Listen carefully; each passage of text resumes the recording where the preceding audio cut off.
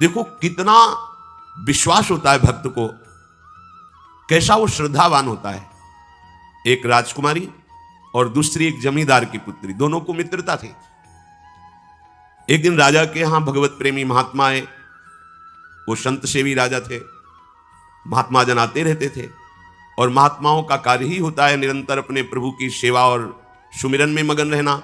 सेवा सुमिरन ये बहुत बड़ी सामर्थ्य है। अगर हम हर समय सेवा और सुमिरन में रहें तो कभी कोई माया प्रपंच हमें परास्त नहीं कर सकता। जहां हम सेवा सुमिरन से अलग हुए वहीं माया का प्रभाव पड़ता है। भगवान का शालिग्राम स्वरूप उनके पास था, खूब भाव से सेवा कर रहे थे और नवीन अवस्था की कोमल हृदय वाली ये दोनों सखियां देख रही थी। इनके मन में आया ऐसे हम भी ठाकुर सेवा करेंगे। देखने से सुनने से हमारे हृदय में प्रभाव पड़ता है। गंदी बातें देखेंगे, गंदी बातें सुनेंगे, उसी का चिंतन होगा, हृदय गंदे आचरणों की प्रेरणा वाला बन जाएगा। अगर हम भागवतिक बातें सुनेंगे, भागवतिक दर्शन करेंगे तो भागवतिक चिंतन होगा, हृदय भागवतिक प्रेरणा वाला बन जाएगा। कई दिन संत भगवान रुके, रोज सेवा कीर्तन कथा, सरल हृदया। उन दोनों सखियों में बात आई कि चल करके संत भगवान से कहते हमको भी ठाकुर जी दीजिए। दोनों ने चरण पकड़कर प्रार्थना की, गुरुदेव हमारे हृदय में भी इच्छा हो रही कि हमें ठाकुर सेवा मिले। अब दोनों बच्चे ही थे। संत भगवान ने विचार किया सेवा पद्धति में बहुत सावधानी की आवश्यकता होती है। अभी ये बच्चे हैं, कहीं सेवा अपराध न बन जाए। सेवा अपराध भी होता है। उपासना में चलने वाले उपासक को सेवापराध और उप सेवापराध 32 ये 64, इन पर सावधान रहना चाहिए। ये गलती नहीं होनी चाहिए। जैसे आप ठाकुर सेवक हैं, अपने घर में सेवा विराजमान किए हुए हैं।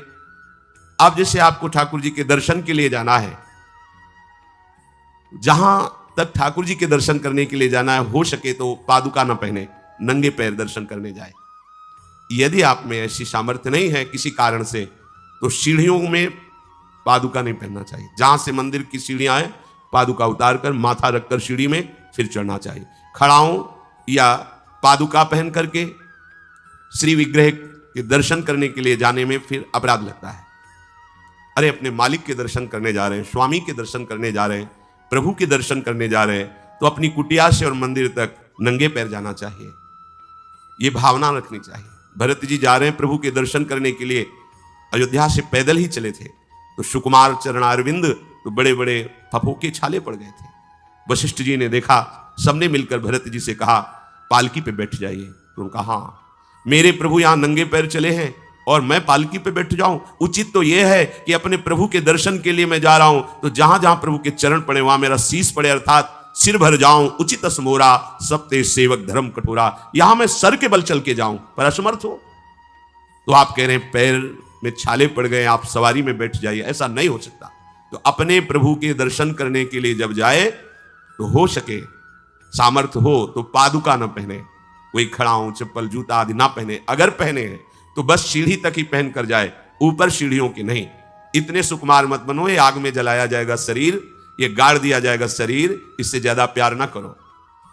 अब इतना दृढ़ विश्वास कि ये बच्चे हैं, सेवा भाव कैसे पूर्ण कर पाएंगे? तो उन संत भगवान ने दोनों बच्चियों से कहा कल ठाकुर जी लाएंगे, हम आपको दे देंगे। तो गांव में घूमे तो आसपास गोले गोले से पत्थर मिले, पत्थर लाए 2 और कहा कि ये लो तुम्हारे ठाकुर जी हैं। दोनों को दिया। देखो गुरु वचनों पर और गुरु प्रदत्त सेवा वस्तु पर कितना भाव होना चाहिए। उन्होंने दृढ़ विश्वास किया कि मुझे भगवान गुरुदेव ने दिया, ये भगवान है मेरे। दोनों ने अपने हृदय से लगाया। अब एक जमींदार की पुत्री थी, एक राजकुमारी, स्वर्ण के सिंहासन में, और उनका नाम रखा सिलपिल्ले ठाकुर। सिल मतलब पत्थर, तो उनका तुम्हारे ठाकुर का नाम सिलपिल्ले गोविंद है। दोनों सिंहासन पर रखकर आराधना करती, भाव प्रतिपल बढ़ता गया, नाम निरंतर जप। गुरु प्रदत्त ठाकुर पर विशेष चमत्कार हृदय में प्रकट होता है यदि उन्हीं की नियमावली से चलो। अपने मन से बाजार से खरीद लाए, विराजमान किए हैं, कभी सेवा की कभी नहीं की, वो भी अच्छा है, कम से कम भागवतिक भाव तो है। लेकिन सिद्धि जो प्राप्त होती है वो गुरु कृपा से, गुरु प्रदत्त ठाकुर से। जैसे धन्ना जी को भांग के बट्टे में ठाकुर जी प्रकाशित हो गए, गुरु प्रदत्त। अब ये सखियां जब बड़ी हुई तो इनके ब्याह की बात हुई। तो जो राजकुमारी थी उनका राजकुमार से किसी से ब्याह तय हुआ, ब्याह हो गया।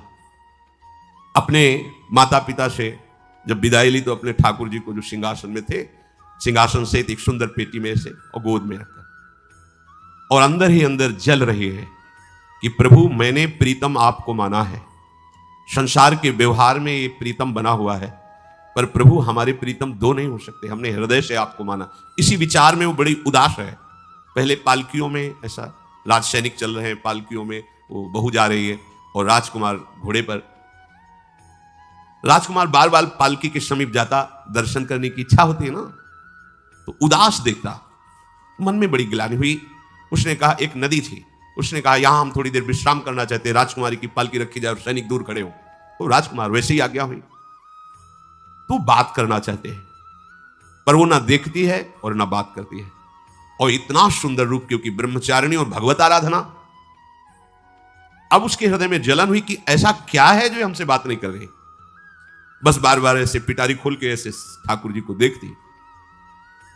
नाम जप और सेवा के प्रभाव से वो सिल नहीं रह गया था, वहां उसको सांवरे श्याम सुंदर की झांकी मिलती थी। जब अपने शिल्पिल्ले ठाकुर जी को देखती तो ललित त्रिभंगी श्री लालजू महाराज श्याम सुंदर दिखाए, अत्यंत आसक्ति। गुरु प्रदत्त किसी भी शब्द में, किसी भी वस्तु में दिव्यता होती है, बस हमारी भावना होनी चाहिए। अरे बोले ये हम नहीं दे सकते, ये गुरु प्रदत्त है, नहीं हम प्राण दे सकते, लेकिन ये नहीं। जिसका गुरु वचन पर, गुरु प्रदत्त वस्तु पर, गुरु प्रदत्त ठाकुर पर दृढ़ निष्ठा हो गई, वही सिद्ध हो जाता है। अब उसने समझ लिया कि पिटारी में जो कुछ है यही हमारे और राजकुमारी के बीच में बाधा है। दो चार दासियों को बुलाया और कहा इनको बातों में उलझाओ, पिटारी पीछे हमें दो। और प्रवीण दासियां उनको विनोद भाषा में, हंसी मजाक में बात, लेकिन वो उदासीन। धीरे से गोद में पेटी थी, ले ली, हम लिए हुए हैं, आप बातचीत में सारा, और पेटी उनको दे दी। राजकुमार ने राजकुमारी से कहा यही पेटी तो हमारे आपके बीच में बात, फेंक दी नदी में। अब तो जो उसके हृदय में पीड़ा हुई, भारी व्याकुलता। अब राजकुमार सैनिकों के साथ तुरंत पालकी उठवाई, मैं ले गया। पर वो आसक्त है, इतनी सुंदर राजकुमारी, क्योंकि भागवतिक तेज से संपन्न में आकर्षण होता है। राजकुमारी ने कहा यदि हमारे ठाकुर नहीं तो मैं नहीं, आज से अन्न जल त्याग, प्राण त्याग दूंगी अगर हमारे ठाकुर जी हमारे समीप नहीं तो। आज से अब एक बूंद कैसे पिए, अपने ठाकुर को भोग लगा के पाला है और ठाकुर जी फेंक दिए गए। भारी व्याकुलता, जैसे मीरा जी कहते दृश्य बिन दुख न लागे नहीं, न रात में नींद है न दिन में अन्न जल है, व्याकुलता। अब भयभीत हो गया राजकुमार। पूरा महल इस विषाद से हो गया कि अगर नवीन राजकुमारी प्राण त्याग देती है तो क्या होगा लोक समाज में, कि अभी नवीन राजकुमारी गई, ये लोग ऐसे निर्दयी हैं कि ऐसा व्यवहार किया कि उसने प्राण त्याग दिया।